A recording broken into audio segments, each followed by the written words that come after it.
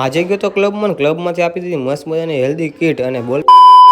Good morning and જય શ્રી રામ મિત્રો, કેમ છો બધા? મજામાં? હું પણ મજા છું. નાધન મસ્ત મજાનો થઈ ગયો ફ્રેશ અને આજે તો સન્ડે ને સ્કૂલે જવાનું, તો સ્કૂલેથી આવી ગયો મસ્ત મજાનો નીકળી ગયો છે. તો ઇડલી ખાવા માટે માસી આવ્યો તો મેં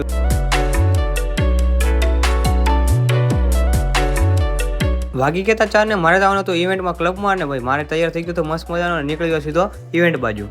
बहुत तेज हो रहा है, बहुत तेज हो रहा है.